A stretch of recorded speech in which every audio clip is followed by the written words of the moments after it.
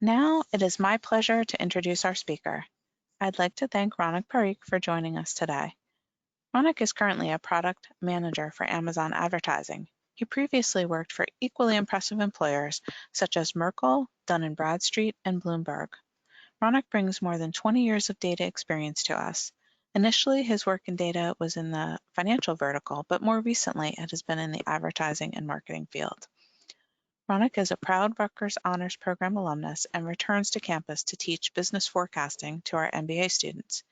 He was also instrumental in the creation of the Rutgers Mini MBA DataDriven Management, serving as the lead faculty member tasked with developing the innovative curriculum and identifying the stellar faculty. Ronak, please take it from here. Oh, good afternoon, everyone. And thank you, Margaret, for the lovely introduction. I'm grateful for the opportunity to speak on the subject of rebranding, especially during difficult times like these. As you said, I worked in advertising, sales, and marketing vertical for majority of my career. And during my career, I've been fortunate to meet absolute rockstar marketers and sellers. I've seen them convert a prospect into a customer of their products with immense patience. And as I observed them closely for years, taking a prospect from first contact to signing a contract, I saw they had a process that had been perfected over time. And their patience came from knowing where they needed to spend time by following strict metrics that had come and created for this process. It became clear to me that their process and metrics were the reason for both their calm manner and their immense success. So I'll draw from this marketing and sales process to help connect you to your ideal employer. In sales and marketing speak, you will be the product and the employer, the prospect. Now, since I enjoy working with data, I should note that the data we'll be talking about today is you. Specifically, your skills, your accomplishments, your knowledge, and your expertise. Now, my hope by the end of this talk is to provide you with simple yet effective ways for others to see your value and how you and your skills and expertise will benefit their organization. So our agenda will spend the remaining of our time on the 4 R's as seen here. Now, before we rebrand, we need to refocus and relearn. And we'll spend majority of our time on the rebranding part. Since this talk will be high level, I've set aside the last 15 to 20 minutes on Q&A, where we will dive deep into specific. So let's get started. Now, I remember my grandfather used to tell me bedtime stories. Each one of them had a moral. And these stories were life lessons disguised as entertainment for kids with limited attention span like me. And over the many years since, I've been guilty of forgetting them. However, over the last 10 weeks, I've been reminded of these evergreen nuggets of wisdom.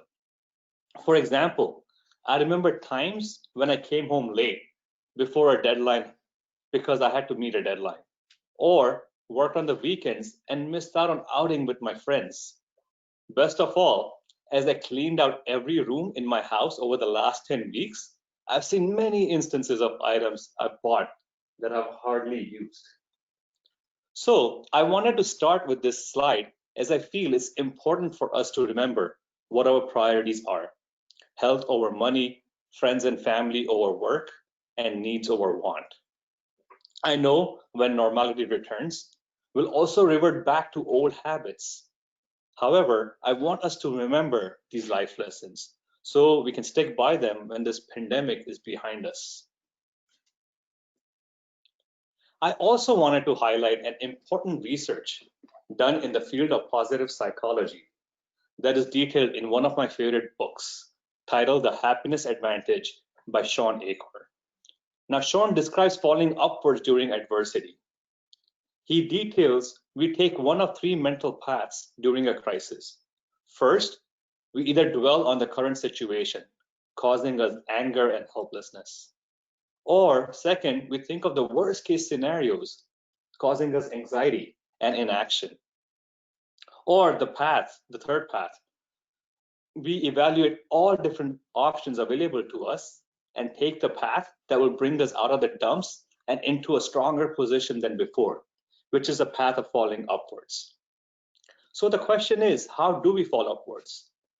To do so, requires us to see all the options that are available to us.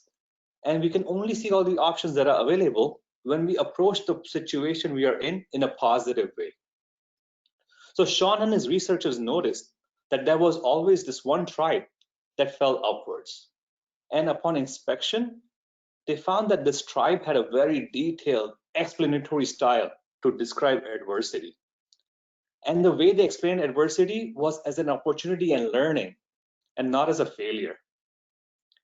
Since they told themselves positive stories about adversity, they experienced life in a positive way, which enabled them to see all the options before them and selecting a path that led them to fall upwards. So it's upon us to describe our story in a positive way, which will then help us to see all the possible paths to help us fall upwards. Last but not the least, in terms of refocus, I want to talk about rule number 6. And this concept introduced by Benjamin Zender in his book called The Art of Possibilities. And he describes a story where a CEO is interrupted by frantic, angry, and frustrated employees. And he always tells them to remember rule number 6.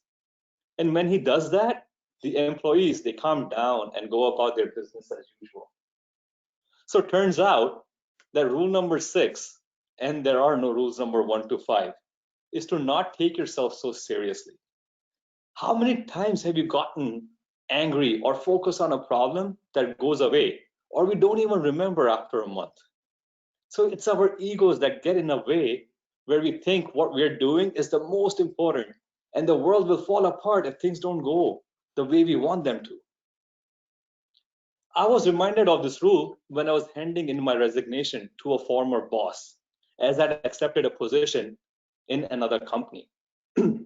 Now, I had worked in the company for many years, and I wanted to make sure everything was transitioned well before I left. So when my boss saw I gave a 4-week notice instead of 2, he asked me why I wanted to spend 4 weeks here and not take a break before starting my new job. And that was a valid question. And upon hearing my reasons, he thanked me and said, "Ronak, you're right. Something will not work as smooth when you leave. However, I'm sure your team will figure it out." And this was a painful but needed reminder of rule number 6 for me. So ever since, I've checked my ego. I've made sure I laugh with me, not at me, when I'm embarrassed or make mistakes. So now that we have identified what is important to us and how do we strive for a positive mindset, let's pivot to go to the next section. Now, what I want you guys to notice here is a typical process when you apply for a job. First, please note that I'm taking hypothetical numbers here. However, I believe these numbers are typical for most sought-after companies. For example, last year, a top employer received about 50,000 online applications every week, and other top companies saw the same thing. Now, with these plethora of job searching sites out there, it's easy for any one of us to get a notification on our mobile phone when a position that fits our job search criteria as soon as the company posts a job. And when the person sees this alert, he or she applies with their resume. And at that point, they wait to hear back. Now, since it's so convenient to find and apply for a job posting, we make ourselves think that the more jobs I apply and the quicker I apply, it'll better my chances of landing a job. While this might work, it's often the case that a typical job search takes upwards of 3 months in a normal setting. I also want us to look at the other side. A job posting gets a few hundred resumes. Now someone is reviewing them and narrowing it down to a handful to put through the next process, which might be the phone screen. And if we assume that the person is spending about 3 hours to review 200 resumes, that gives them less than 3 minutes to sort out the top ones. Now, if half of these candidates from the first round make it to the next round and only one gets the offer, a chance for a successful candidate to get an offer, assuming everyone who applied was a fit, is 1 in 500. So the question is, how can we increase the odds in our favor? Now, what if we were to bypass to round 1? Then our chances would be infinitely better. And I call this path the path of recommendation. Now, this happens when someone at the company advocates for you. Or what if we bypass to round 2? Then our chances would be twice better than the path of recommendation. And I call this path the path of the sought after. And this is where the company's recruiters search for the top candidates and reach out to them to apply. So I'm not advocating for you to stop applying. In fact, I encourage you to continue doing that. What I'm going to tell you is to not focus on the number of applications you submit. Instead, I want you to augment your effort by focusing on tactics that have proven effective in the marketing and sales arena. And these are, first, to understand the decision maker who are involved in selecting the candidate, and then understanding the vision and pain point of the business you're applying to. And once you do that, how you can articulate how your expertise is essential for the company to realize their vision. When you start doing this, you will be on the path of recommendation and the path where the company will seek you. So let's go on to the rebranding part. Now, rebranding is made up of 2 parts. The first, the foundation part, which consists of employing marketing tactics. And this is the path that we'll dive into first. Now, the foundation path consists of the 4 Ps: the person, their profile, their portfolio, and their presence. Now, for the person part, this is the part where I want to spend the most time and where you should spend the most time on. Here, your goal is to come up with your headline. And the headline is a 3-part statement that speaks about what you value, what brings you joy, and what you have to offer.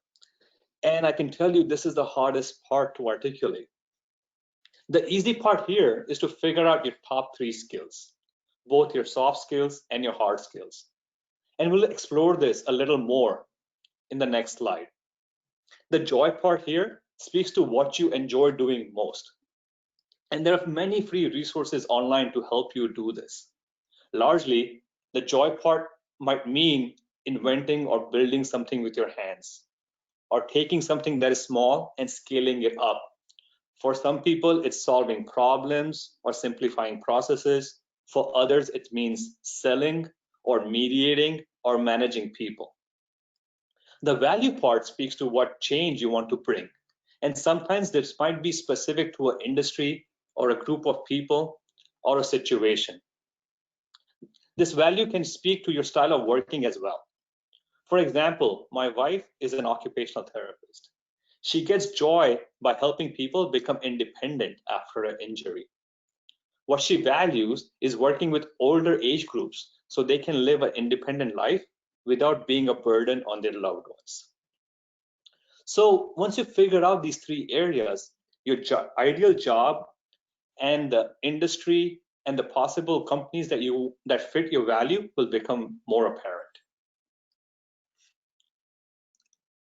Now, to expand on the skills part, what I've noticed is there are 10 soft skills you'll find mentioned the most in most job descriptions, and I've listed them here.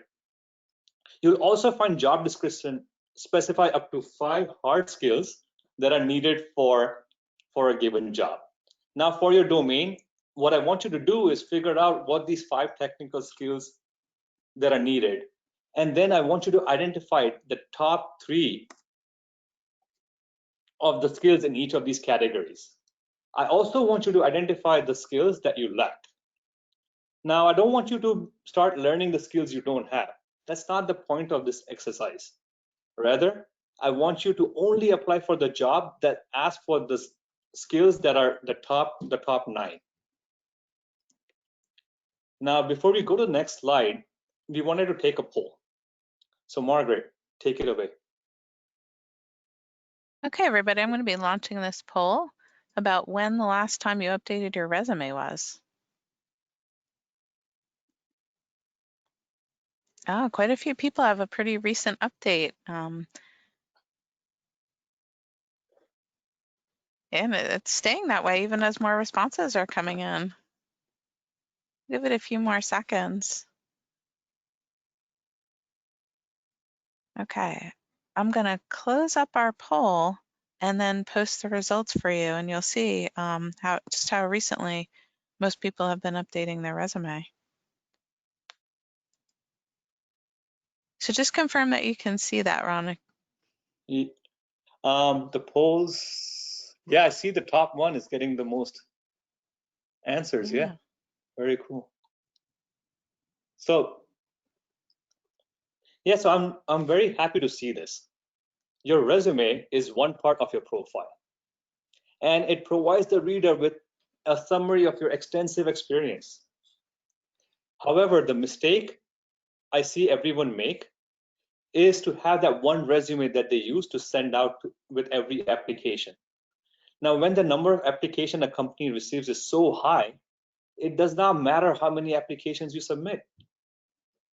Remember the slide that I showed, which talked about at least 200 resumes per position?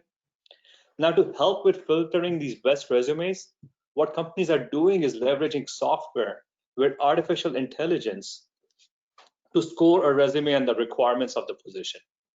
Now, with this in mind, you can see that tailoring your resume to a position you're applying for is essential. And this does not mean you put all the keywords from the job description into your resume. So here's what I want you to do. Every 6 months to 1 year, you need to add bullet points to your resume based on your recent projects. Now, these bullet points need to be result-oriented and specify your contribution. For example, I achieved 20% in cost savings from automating A, B, and C. By doing this every year, you will build your master resume. Now, the mother-in-law of my coworker of mine used to update her resume every year on her birthday. So you'll notice what I'm telling you is not new, meaning the wisdom has not changed, only the application of the wisdom has. And personalizing your resume increases the chances of getting matched. So I want you to create a tailored resume for every job you apply. The sections you change for each job will be your brief summary, which will be your headline, your skills that match the job, what it's looking for, and your experience. Don't put all the experience, but the ones that speak to specifically what the job is looking for. Now remember, you should not lie on your resume. Personalization does not mean you write what is needed to be selected. Credibility and trust will always be the most important currency in every relationship.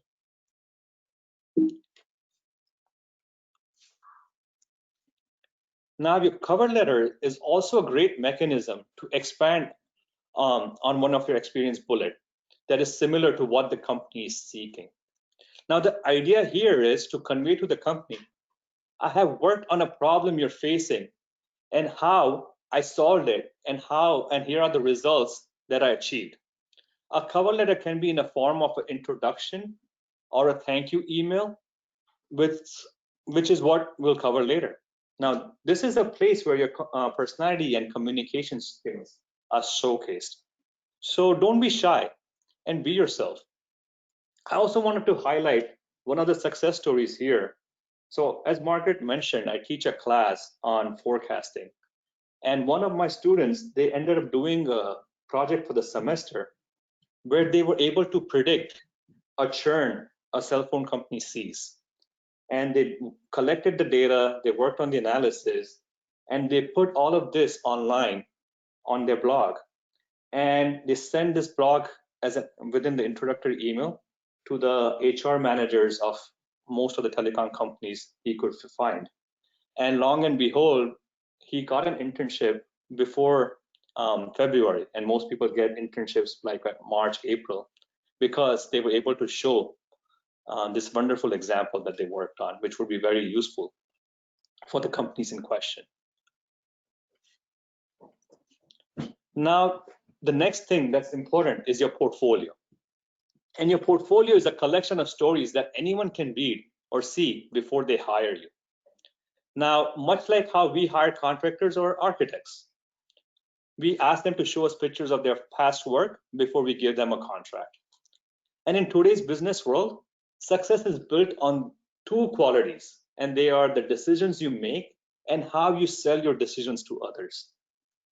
Now, giving examples of how you leverage both your expertise and data to make a decision, and how you communicated your decision making to your group, and how you got them behind you to solve a problem and achieve the results, will wow the potential employer. And as a reminder, Rutgers Executive Education will be conducting a mini MBA class on data-driven management.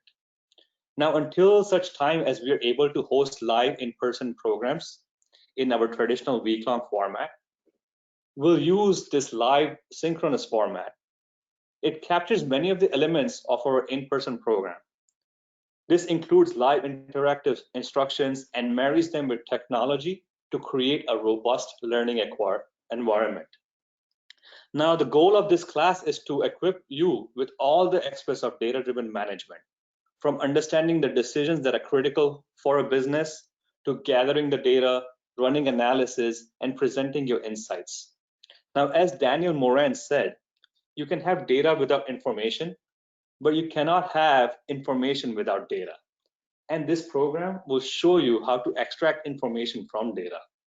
Now, Vicky manages this program, and taking this program to the next level has been a project that's a passion project for her. So she can provide additional details about the new format and the next offering. Now, back to the websites and blogs that I was mentioning. A website and blogs are the best way to highlight and promote your experience. A website is a combination of your personality, your resume, and your blog collection. And each blog tells about a story on each bullet in your master resume. And I assure you, just as you are researching your interviewers and employers, your employers are doing the same about you. Imagine how impressed they will be to find your website and read about your impressive experience from the stories you told on your blog. A website will not only differentiate you, it will also be a mechanism for companies to find and reach out to you. Your readers might be an executive who will have a position in their department in the near future. And when they do, they'll think of you right away because they came to your website, understood how you solve the problem that they are currently facing, and they did this by reading your blog. Now, you might think it's hard to create a website. That's a myth. There are great tools, and some even free, that make it easy to create a website in minutes. I sound like a commercial, don't I?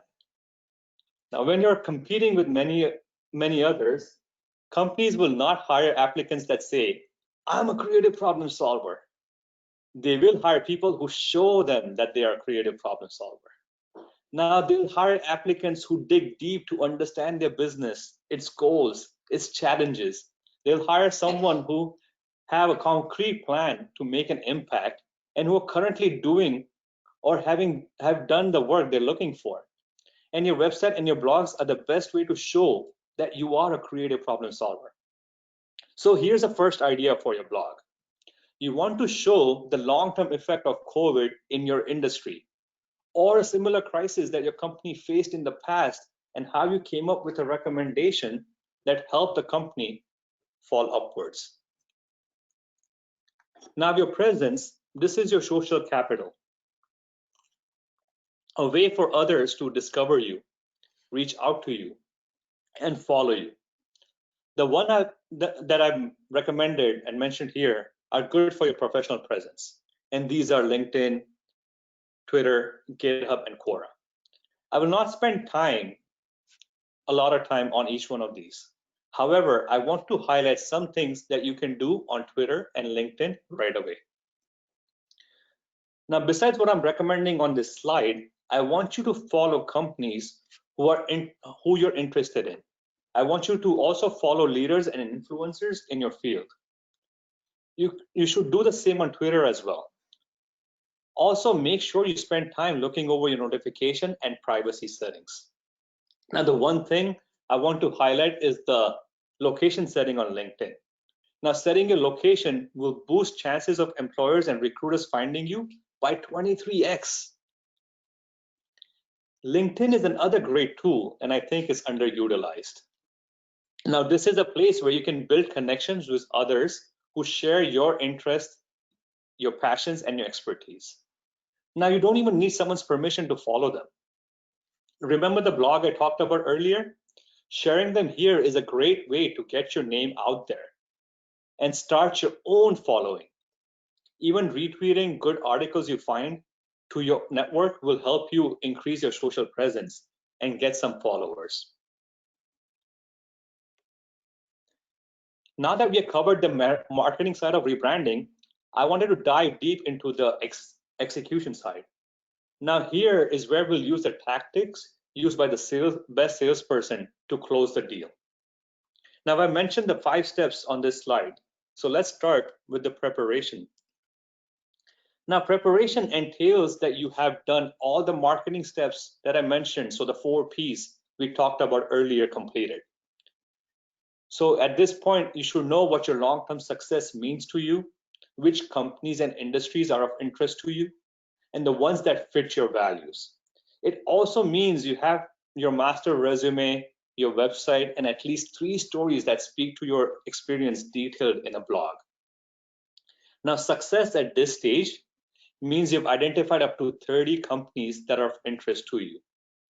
Now, once you've done this, you can move on to the next step. And the next step is prioritizing. So here the goal is to rank the 30 companies in a priority order. The way you'll achieve this is by researching everything about each company on your list. You're going to look at all the current postings of the company and identify what the company values, what is on top of their mind, what are they trying to do and achieve. You'll also have to get good at reading job descriptions, and I cannot stress this enough, right? Try to read at least 5 or 6 job descriptions every day. You'll also keep tabs of the hard and soft skills that they're looking for. And more importantly, which of the skills they're looking for fit you. The top 10 companies on your list is where you're going to spend the most time pursuing. Now at this point, by researching the job descriptions, you should be able to articulate what is each company on your list trying to achieve and how are they planning to achieve this. You should be able to specify which experience of yours is similar to what the company is trying to achieve. You'll also be able to identify companies that have reduced their hiring or increased their hiring by looking at the trends in the job postings. And all this information will feed into how you prioritize them. Once you have your rankings, you're going to know which companies you'll spend the most time on right away and which ones you'll start building relationships with until an opportunity that fits you comes along. Now the planning phase, this is the phase where you identify contacts. So you went from identifying the top companies, ranking them, now you'll go from the companies to people working within that company. So let's say you prioritize your contacts will fall into 3 groups. People you know professionally that work in the company, people who work at the company and are hiring that you don't know, and the third group, which is the influencers in your domain who can be your champions.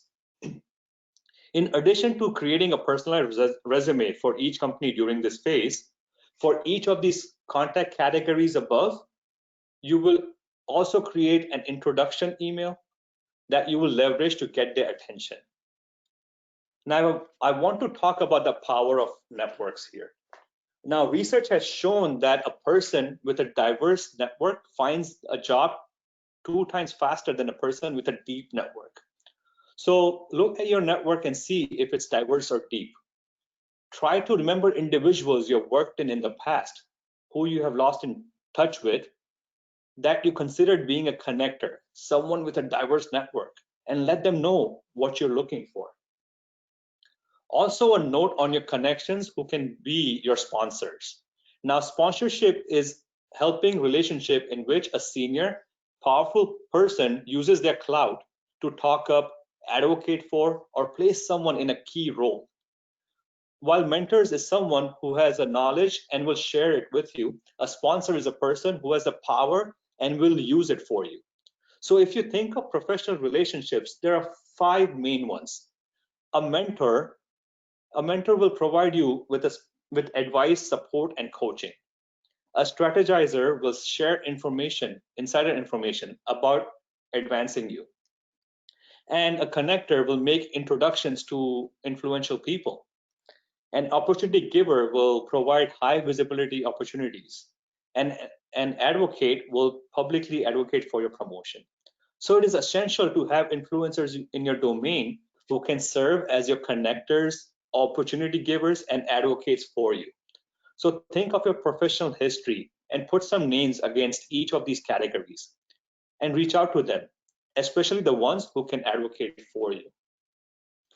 Now, once you have done this, you can move on to the execution phase.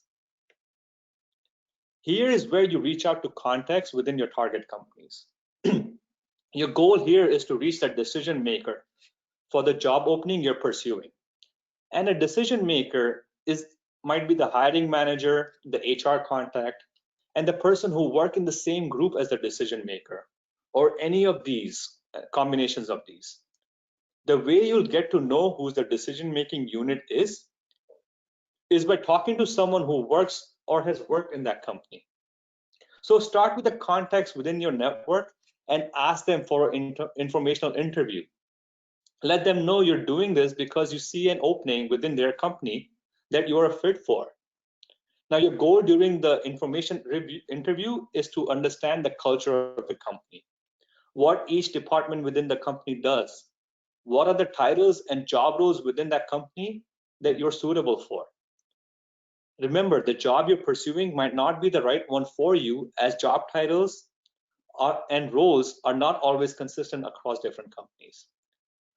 Another bonus here is if the person can refer you to a hiring manager or put you as a reference in their system, because this will boost your chances of reaching to the hiring manager. Now, for contacts that are not in your network, you'll have to be more formal and relevant with your messaging. Here's where your blogs and social presence comes in. So leverage the person's latest post to get their attention and let your intentions of speaking to them be known. It's better to get a no right away and save some time than to get it after the call. What you want to highlight in your introduction is how your expertise will help them achieve the goal that the company is pursuing.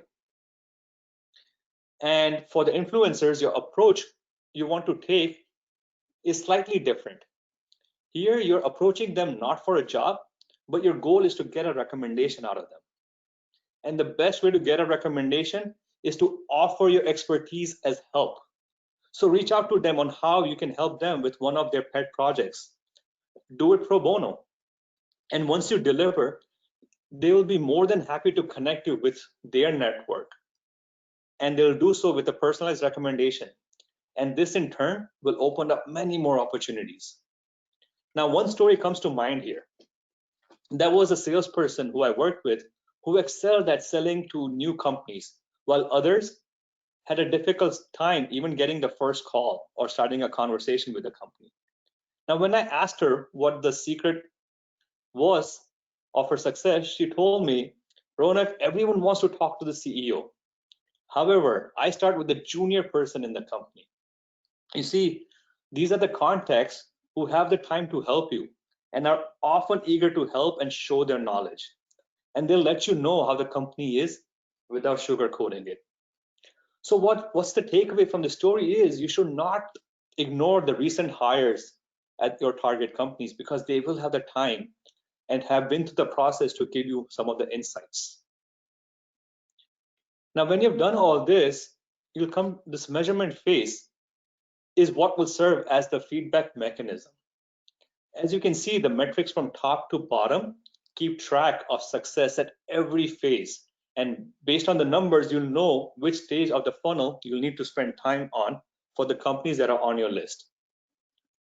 So remember, these activities is how you're going to change your odds from 1 in 500 to 1 in 10 or 1 in 5.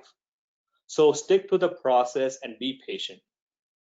You're building social capital here, and getting your name out there will eventually pay results.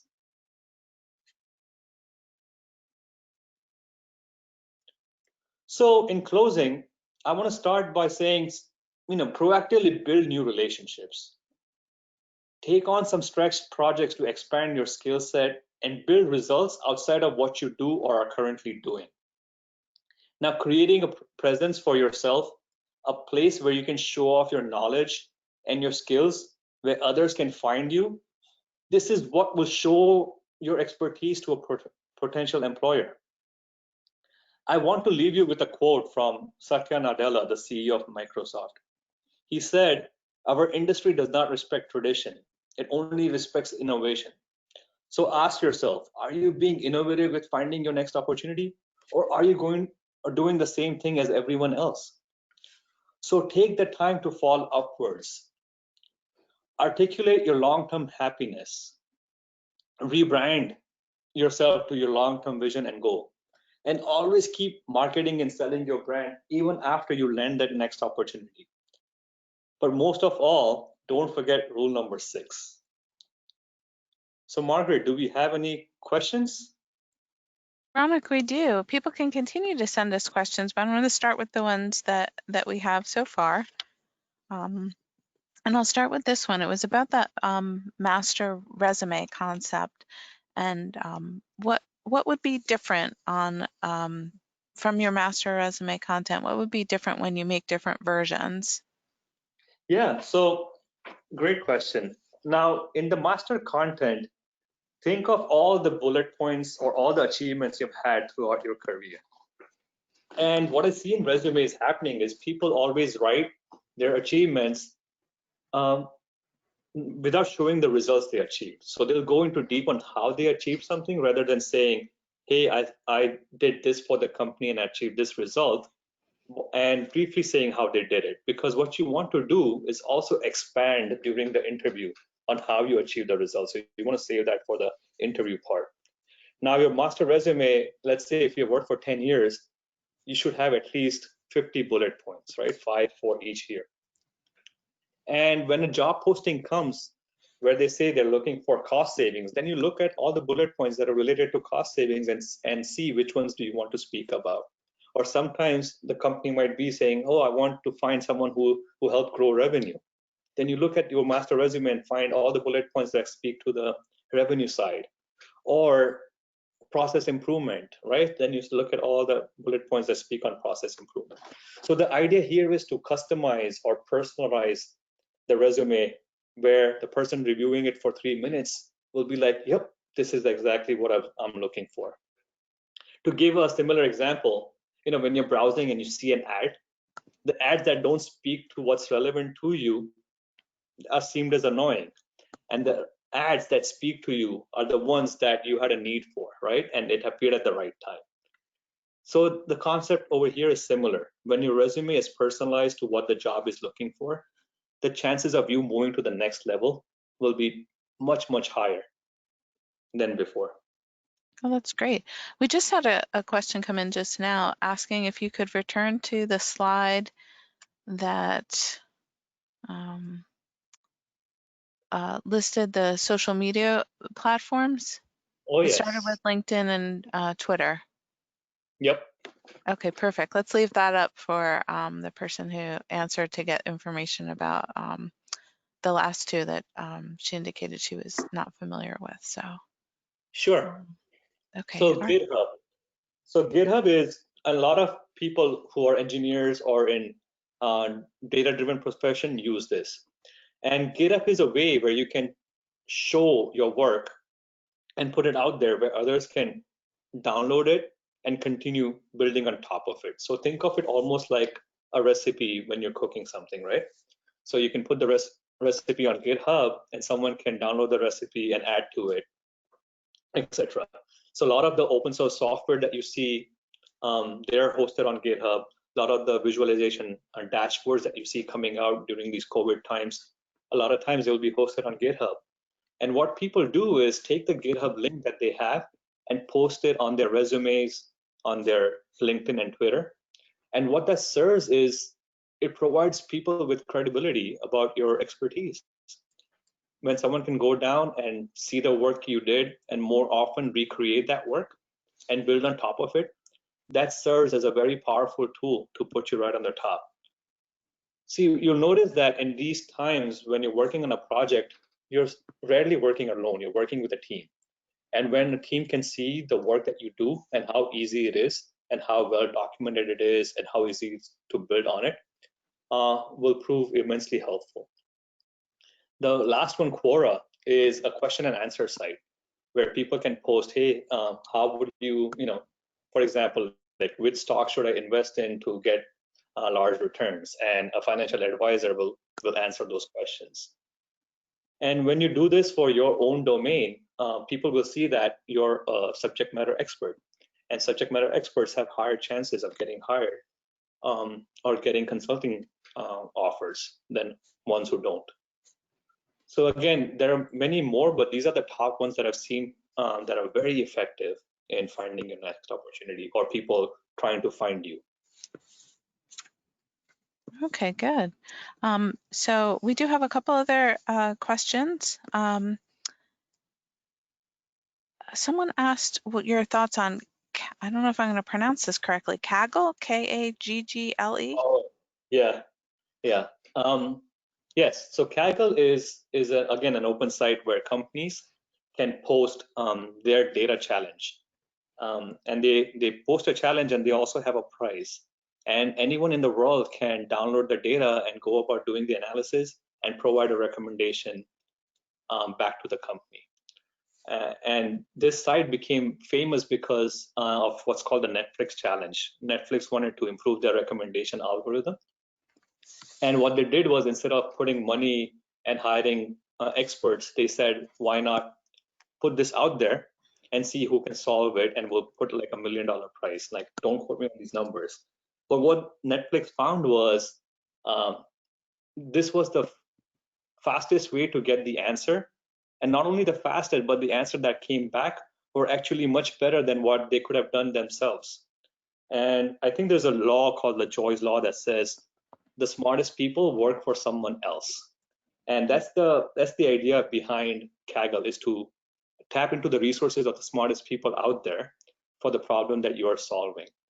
And sure, taking a Kaggle challenge and showing how you solve that and putting that on GitHub and on your blog will be a great way to show that you're an expert and you have the skill set, and will wow the employer as well. So yeah, these are often very hard. And what happens is you can also work with a group, which you should also say like, hey, part of the challenge is to show that you work well with a team, and actually listing the team members and the diverse qualities each team member had and how you guys all work together to achieve this will go very well.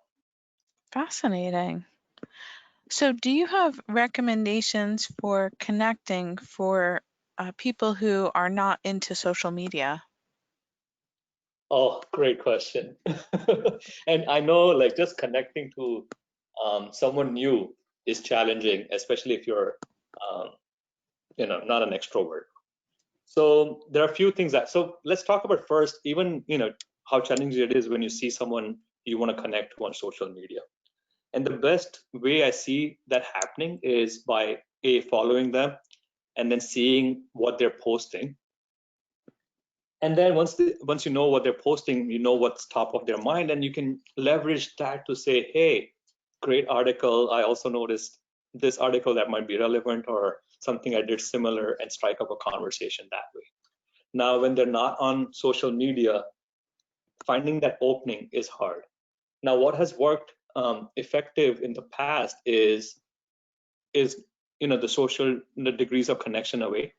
So understanding who in your network knows this person, and getting a little more details about them and what's on top of their mind and how you can help them out. What I've also seen sometimes is most people who are not active on social media, they do appearances like going to events like professional events later on, and being there might help. And at that point, you should have a way to say that this is what you're going to open with. This is how you're going to introduce themselves. Always start with bringing something recent, that they have spoken about or done to continue the conversation going. And Ronak, what if the situation were flip-flopped, that the person that you want to meet is active on social media, but the job seeker doesn't have a history of using social media, maybe more advanced in their career, not comfortable on any of the platforms, didn't grow up on any of the platforms, none of it is really second nature. Yeah. No, again, very, very hard thing to do. And there are two ways that I find effective. You can start out by again having someone else introduce you. So again, the connectors that I talked about earlier. You should know who the connectors in your group are and who can speak on your behalf, and having them send an introduction email saying that, hey, I have this person who would like to meet with you or have an information interview. Can you spare some time? When you do this, the chances of someone saying no is very low, and you will get that. The second way, again, is to understand why would someone give their time to talk to you, and that's the equation that's hard to imagine. But if you think about breaking this down, you can say, hey, this person is active on social media on these topics. These are the topics that are important to them. What is in my toolbox that I can bring to further their cause or help them connect more? And having that connection made with something that you can offer, like I said before, would go a long way in them taking the appointment. So next question is someone who's been furloughed is asking, how do you describe yourself when you're in a furlough situation in terms of a resume or LinkedIn? Are you a current employee, or do you put everything in the past tense with an end date being the furlough date, or just how do you handle that? I mean, being furloughed, I would say if you're furloughed, you're still working for the company.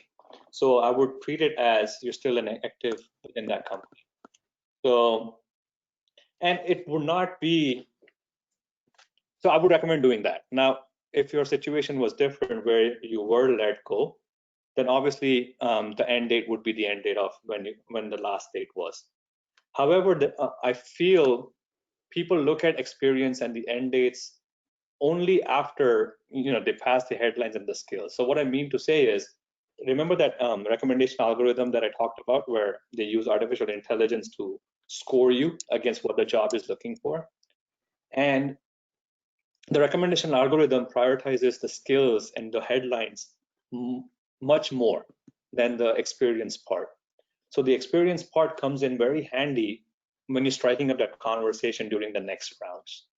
So what I'm trying to say is, focus more on the headline and the skill sets that you have, and less on the current situation, if you will. The idea here is to take the conversation from, this is a problem you're facing, and here's my expertise that will help you solve it. Okay, great. So we have someone who completed a video course on LinkedIn and wanted to know if they should add it as a skill and/or should they list it as professional development on their profile? Yeah, it would be a professional development. Now, skills. So I would say, how do you identify a skill and how LinkedIn does it? So skill is something that you can do right away, right? You have mastered it over, and you have some experience built over some years or over some projects. And what LinkedIn does is actually lets other people in the network rank you on what your top skills are.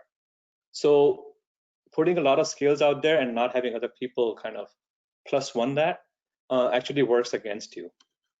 So what I would say is, treat your skills as skills that you are expert in or getting there, and anything new that you're doing in terms of certification or exploring, right? So that would be the better way of doing that. And until you build that expertise, where any other problem you can do without spending too much time and hitting the ground running would be then put in the skills section. Got it. Great. Okay.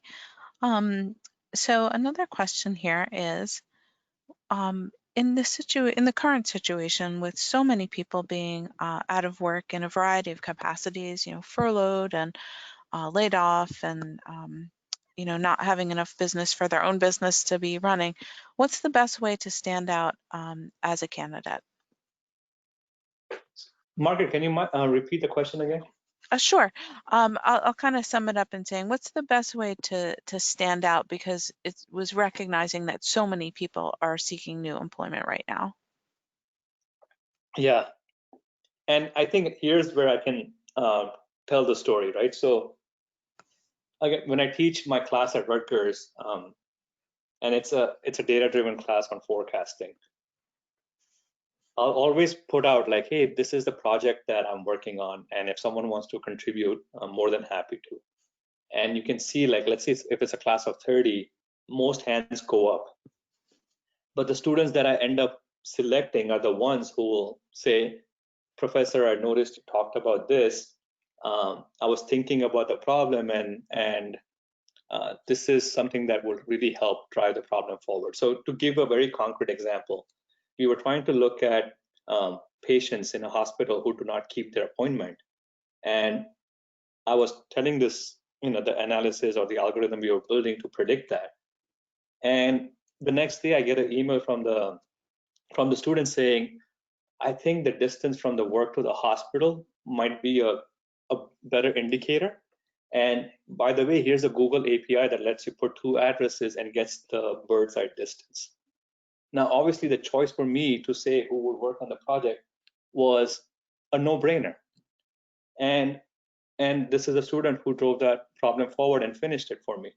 So what I take from that example is, you have to show the best way you can what your expertise are, what types of problems you worked on, and what results you have driven. Now, you should start with that, right? So you should say, think of all the projects that have been immensely successful that you have enjoyed working on, that you talk about, and write a story about that. A story speaks, and people remember stories more than data or a picture. Now, once you write the story, you know what the points you want to highlight there are. Basically, what the problem was, what the results you achieved, and how you got about doing that. Now, to one up this, what you can do is tailor the same example to what the company is seeking for, right? So the way you tell the story, you will tweak it a little bit. So your blog will be the first part, but when you write your introduction email to the employer or to the person who's posting the job, will take a different opening depending on what the job is seeking. I hope that answered the question. Okay, great. Some simple resources for the websites that you recommended creating for yourselves. Yeah, so there's something called about.me, right? So there you can just have about.me / whatever your handle is. That's the one I like using. There are other ones that also, like Medium comes to mind, and there are some tools like R that lets you publish a website or create a website and publish it on a lot of free tools like Google Cloud or AWS, etc. So depending on your level, like Wix is another one. You can create websites that are more text heavy, picture heavy, as long as you have the sections that talk about the about me section, like what you drive doing, your personality, and then your professional experience. And your professional experience linked to all the stories in terms of blogs is what a basic necessary website would look like. Okay, great. I think we're going to have maybe time for about 2 more questions, so I'll make this one of them. What is a champion? A champion, yeah. So, I like learning network theories, right? And they classify these. So let me go back to the slide that I was talking about in there.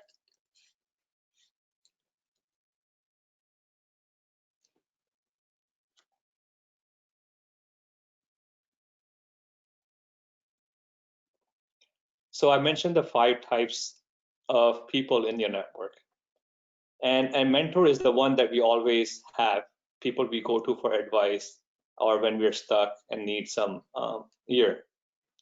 The champion is someone who goes a little bit further. They're someone who can use their power and champion you publicly. So those can be 3 people: a connector, someone who knows a lot of people at decision-making positions in a company and can send that introduction email we talked about earlier. Second would be someone who's an opportunity giver, meaning these are the people who always have positions opening for them or know about people go to. And recruiters fall in this category as well. And these are the ones who can put you in touch right away or advocate for you, saying, hey, here's a great candidate that I think fits what you're looking for. And advocate is someone who publicly, it takes it a little bit more than what the opportunity giver does. They send out personal emails to all the high-level decision makers and says, hey, this is the person I know is great and would be a great asset to your company. Can you please spend some time looking at their profile or their resume? So an advocate will create opportunities for you, where an opportunity giver will help you with existing opportunities, if that makes sense. That's great. And then when I think of myself, I've been all of those different things at different times to different people. So that person could be someone that they already know, which is great. All right, I'm going to make this the last question. Outside of the recommendations that you gave for redoing your resume, for every application for different companies and things like that, what in general would be your recommendation for updating your resume? Like when you're working and you've been at the same employer for a certain amount of time, like when you're in a normal sort of situation, how often would you recommend updating the resume? Yeah, so I like the rule of 6 months, because we just forget, what projects we worked on, what results we achieved, because life is so fast-paced. Now, I've been in a situation where I've worked for companies for long years, like more than 10, and listing everything for that takes a resume to like 3 or 4 pages. So what happens is, as you start adding bullet points, 2 things should happen. You'll see a convergence happening, meaning a lot of the projects that speak to the same value proposition that you provide, and there are some that you can articulate very well what the results were, and those are the bullet points that should float to the top. Now, where you do spend a lot of time with a company, what I do is I break up. So I'll say like company X from say 2000 to 2015, but I'll have subsections in there to say what different roles I took within each company, right? And some companies don't even have titles. You cannot make up your title, but give what a relevant title would be based on what you were doing at that time. So breaking that up will also be very helpful in there.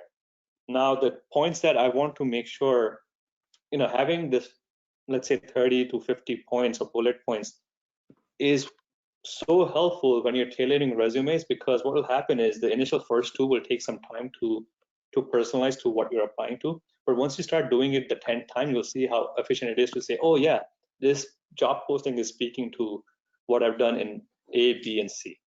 And those will float right on the top for you. Well, that's great. Excuse me. And I think it's a great way to close out our session. Ron, thank you so much for your time, and I found the presentation today extremely enlightening, and I'm sure our great audience did as well, and they certainly enhanced it by providing so many fantastic questions on the topic of rebranding. So everyone, just a reminder that the RBS Virtual Lunch and Learn series takes place on Wednesdays at noon Eastern Time. Since its inception, we've tried to make it easy for you to remember by consistently scheduling in the middle of the week and the middle of the day. In response to emerging issues, we'll occasionally supplement that cadence with additional webinars to remain informative on a timely basis. For more information, you can always visit our webpage, business.rutgers.edu/alumni/lifelong-learning. We have an exciting schedule of topics and presenters lined up over the next several months, thanks to great suggestions from our audience, so we encourage you to keep sharing with us. We want this series to continue to meet your needs. Please stay online for just a moment longer as today's webinar ends. You'll immediately see a very brief 2-question survey about today's event, one of which is a free-form field to type in topics and/or speakers you'd like to see featured in our future webinars. And finally, as I mentioned when our webinar began, a link to the archived recording of this presentation will be shared via social media, and it will also be emailed to you. It will be on the Business Insights page of our website as well. So thanks so much. Enjoy the rest of your day and take care. Thank you.